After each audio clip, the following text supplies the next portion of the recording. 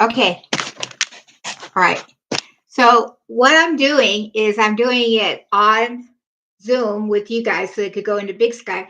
But at the same time, I'm doing it in my YouTube channel so that way I can explain the stack cooker. So we put in the stack cooker. I already done the 3 stack cooker, and you'll have to see the videos to kind of see it together. But Bob's here, and let me go ahead and aim this down a little bit. And I see Michelle. Let me see if I can click. There we go. Okay. So, ooh, you guys, it smells so good. So this is the stack cooker meal. It's all put together. And this is the caramel. Well, I always call it the caramel apple strudel because the caramel is like the bomb. Okay. And so we have this. And then we have the middle. That's the top dish. This is the enchilada casserole in the middle section. And I'm going to go ahead and put it. Okay, we'll put it there. And then we have the Texas rice here. Okay. And how you cook it is you just kind of stack them all together and you kind of stick it in the microwave just like this. We put it, how many minutes? We did about 28 minutes. 28 minutes on high in the microwave, and it just absolutely cooked. And so you do need to go and do it.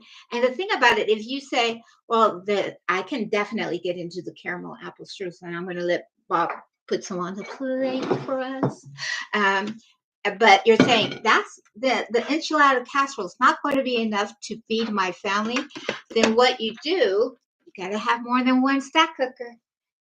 What you do is you go ahead and you could do a second one here. And this is the secret. When the bell goes ding on the microwave, you need to let your food rest. And I'll explain why in just a minute. But when it's resting, don't open it up. Just pull it out. And you've already done a middle portion of, the middle casserole, a second stack cooker. And you do a second entree, put the cover on, and now you only put it in for about 5 to 7 minutes, depending on the wattage of your microwave, while you're calling everybody to the dinner table and you're starting to serve up the rest of the food. It will go bing, and now you're just still serving it up. You let it rest, and then you can add this to everybody's meal. And that's how we used to do it. You want to put this in the microwave? Thank you. And we used to do that all the time with the boys. Let me just pull this up really quick. Okay. And I'm going to put this here so that Bob can be serving us so that way you can see the dish. Okay. But the reason why, can I have the peacock color? And you can move this. Thank you, honey. Okay. Can you tell we have a lot of stack cookers? Somewhere between. I'm going to put this over there so that way I have room to work. There you go. Thank you. Okay. So this is the stack cooker, and I love it. It's the pots and pans. Sharon Young had said that it was called the pots and pans of the microwave work, and I just love that terminology because it's absolutely true. You get quite a few pieces when you get the whole set. So to start off with, you have a cone. Okay, and this is very vital because you can use this for a rotisserie style chicken or to bake a cake. Monkey bread, perfect for that. You get a 3-quart casserole, all right? And now the bottom of these casserole dishes have these little bumps. And that's important because it's going to raise it up from the floor of the microwave. Why? I'll get to it in a second, okay? But this is the 3-quart. This is where you have a little raised edge in the middle that you rest. It doesn't lock into place. Move it over that because I'm not. Just move it over for a second, honey. Okay. He was putting the plate right under my elbow. I was putting it in the camera. Oh, well, I'm going to knock into it. So anyway, never a dull moment here. But you go ahead and you rest it in there. And this is where you could do a German chocolate cake. You could do all kinds of, the spiced pumpkin cake is fantastic for the fall time. You could do all kinds of cakes in here. The monkey bread in here. You can do a rotisserie style chicken. chicken, but to do the rotisserie style chicken, you're going to need the 1 3, what is this? 1 3/4 quart? Mhm. Yes. Not to put it on top like this, but to use it as a cover. So now I'll put this one down. This is the 1 3/4 quart. Again, it has the bumps on the bottom. And then you also have a colander, okay? And you can use this like so to steam vegetables, to steam, well, of course, you're going to need the cover, but to steam vegetables, you can you can do it, it's a really nice dish.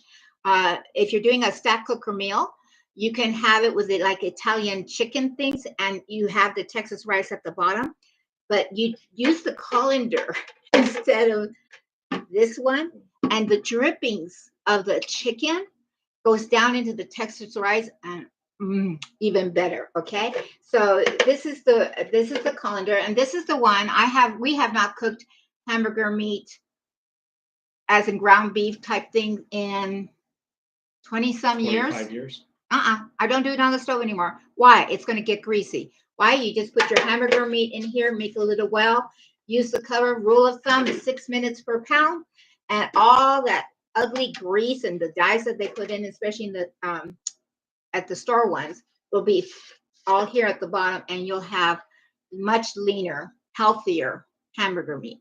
So, but we did that with our miss meat tonight, so you'll see that in the video. You also have a cover, okay? And the secret about the cover is that if it's handle to handle, it's completely closed. It's not locked in, sealed tight. It only works with the base. No, it works with this one. I knew that. It's because of this, Bob. Because Not you this. see, Bob's interrupted me. Okay. Okay.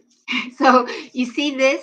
You see that it's not completely even. So he was saying when this only works with the big one. I'm like, no, it works with all of them.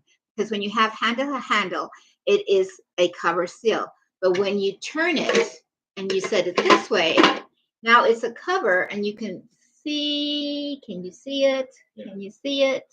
There is a vent there. So if you're doing something that you don't want to keep a lot of moisture in, you can release the steam in. You also get 2 seals. Well, wait a minute, Sarita. Besides the colander, hold this, please. You get 1, 2, 3 casserole dishes. Why are you only giving me 2 seals?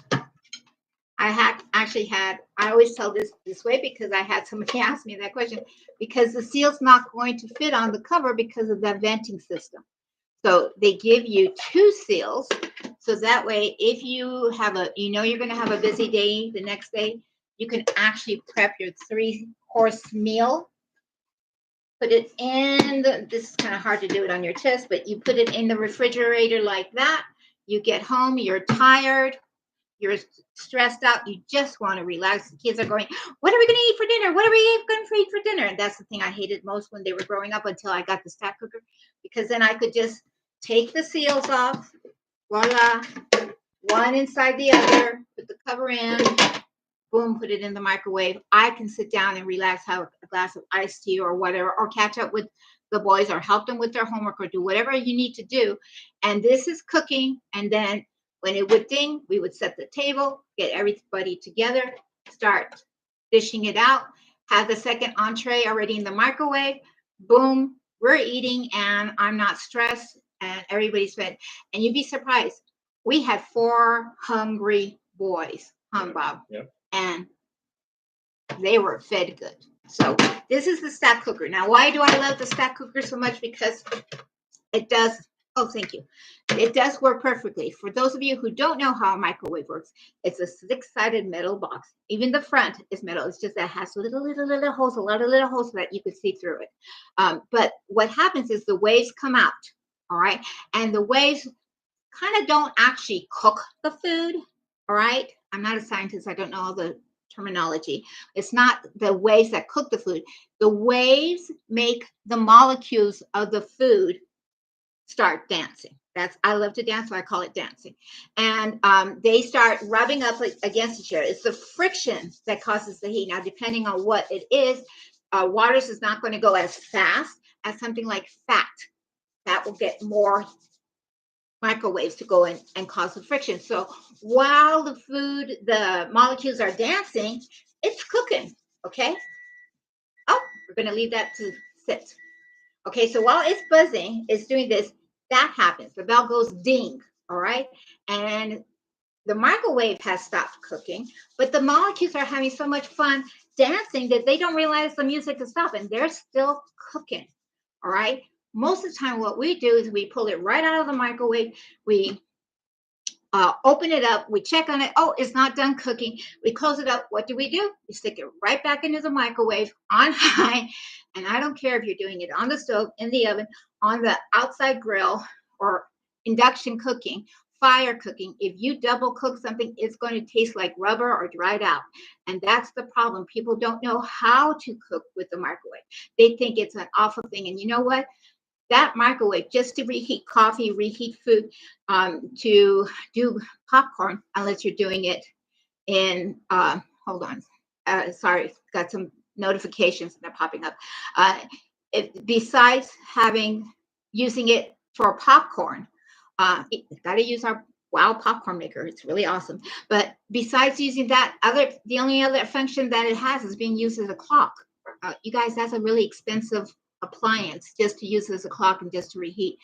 We can cook in there safely. It is wonderful. You just need to learn how to do it. And the wattage, depending on how high your microwave is, because back in the day, they were only like 900, 950. Now we've ran into somebody and they had how high it was 1800 watts.